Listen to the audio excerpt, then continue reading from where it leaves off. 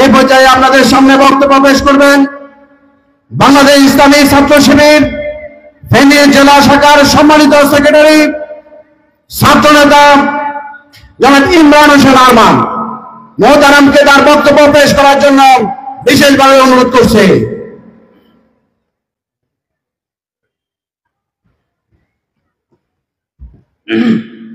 أعوذ بالله من الشيطان الرجيم بسم الله الرحمن الرحيم الحمد لله رب العالمين الصلاة والسلام على أشرف الأنبياء والمرسلين وعلى آله وصحبه أجمعين।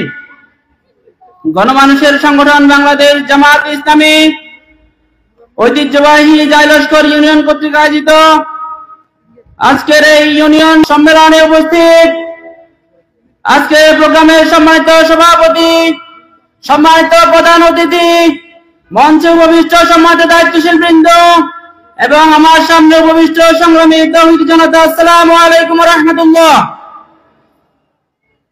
সংগ্রামী উপস্থিতি,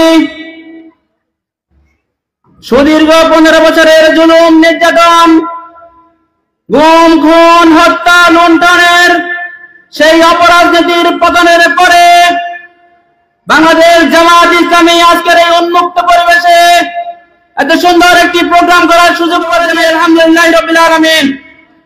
সম্মানিত উপস্থিতি,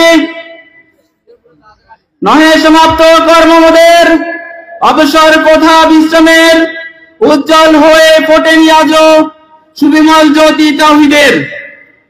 আপনারা জানেন জাইলস্কর ইউনিয়নের এই মাটিতে শায়িত আছেন জুলাই আন্দোলনের অন্যতম শহীদ সরওয়ার জাহান মাসুদ ভাই যে মাটিতে শুয়ে আছেন, এই মাটিতে আগামী দিনে ইসলামী আন্দোলন একটি বিজয়ী শক্তি রূপে আবির্ভূত হবে ইনশাআল্লাহ।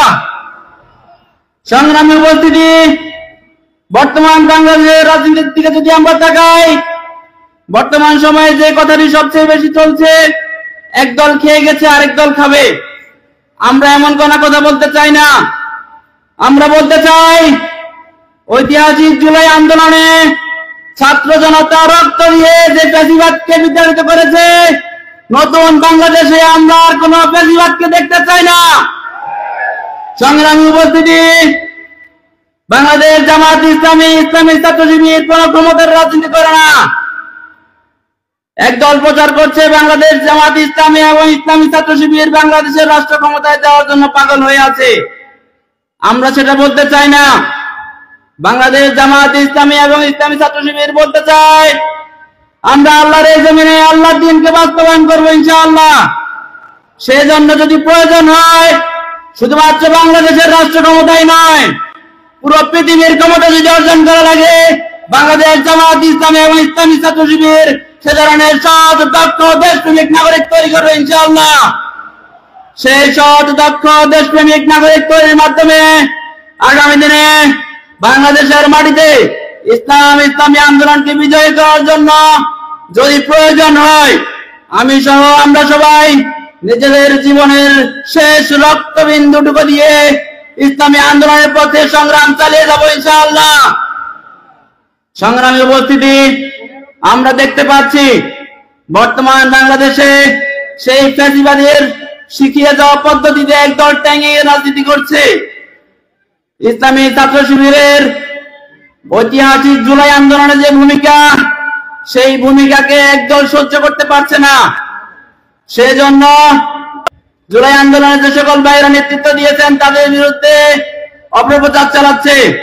আমরা জানিয়ে দিতে চাই, ফ্যাসিবাদের শিখানো রাজনীতি করে বাংলাদেশে আগামী দিনে রাজনীতি চলবে না। এদেশের ছাত্র সমাজ, এদেশের তাওহীদ জনতা সকল সত্যকে দিনের আলোর মতো উদ্ভাসিত করবে ইনশাআল্লাহ।